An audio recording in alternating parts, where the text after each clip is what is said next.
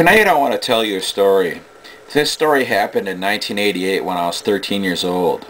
Back then I got my first job, which was a paper out on the street here. I got it from my best friend from high school. His name was Ryan. He wanted to go out for baseball season at the time, and he gave up the route. He gave it to me, and he wanted to route back when baseball season ended. But he didn't ask for it back, so I ended up keeping the route all the way through high school. Anyways, back then, I used to collect newspapers, like for recycling, because I guess there was like forest fires or whatnot, which caused the recycling prices for newspaper to be up. And since the prices were up, I was always collecting newspapers and stashing them in the garage for recycling, for cash. Anyways, I would get the newspapers from here for recycling, or my sister, who lived a few blocks away. When my sister lived a few blocks away, sometimes she didn't put the newspapers in the grocery bag. Sometimes her husband did it.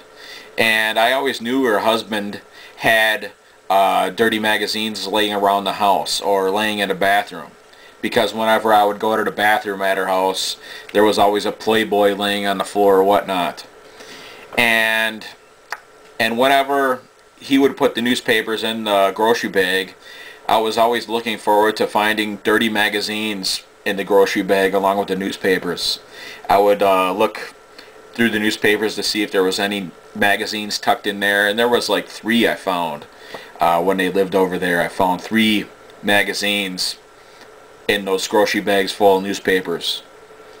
And I always kept that thought to myself.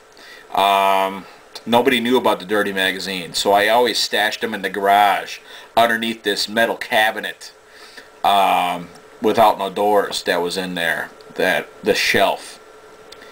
Anyways, back then Ryan was training me on the route, and we were walking back home. We were walking east, and I go to him. I was just like, I think I got a secret to tell you. And I'm like, nah, I'm not going to tell you the secret. Wait for another time. And he was just like, come on, tell me. So I told him about the dirty magazines, and he was like, wow, get one for me. I would like to take it home and borrow it so I could read it. And I was just like, no. And he was just like, yeah, come on, do it for me.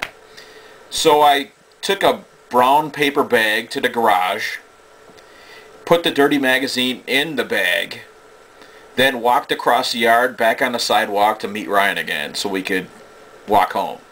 Or I could walk him home.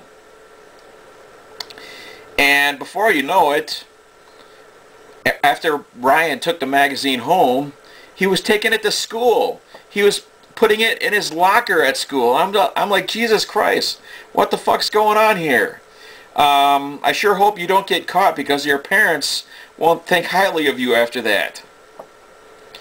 And after he took it to school a bunch of times, he took the magazine and he tucked it above the suspended ceiling tiles in the room of his house, or in the upstairs rooms of his house. Then one day his stepfather, was changing fluorescent light bulbs because they had those fluorescent light fixtures in the ceiling with the suspended tile. When he was doing that, he came across the magazine, and he confronts Ryan about it. And he goes to Ryan, he was just like, those are the dirtiest magazines I have ever seen.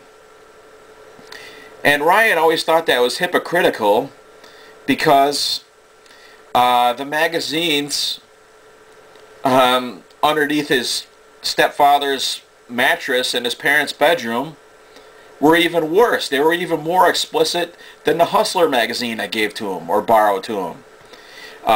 These magazines that his stepfather had underneath the mattress, they showed penetration and full oral. And one day, I think it was a year later, he finally took the magazines out of his parents' bedroom, and we were in the garage and back of the station wagon, like, reading them. For not very long, of course. But yes, his stepfather was just like, oh yeah, that's the dirtiest magazine I ever seen. Yeah, hypocrite. They're not as dirty as the ones you have underneath your mattress. And yes, I thought I would love to tell you. I thought you would enjoy that story. And that concludes this video. Bye.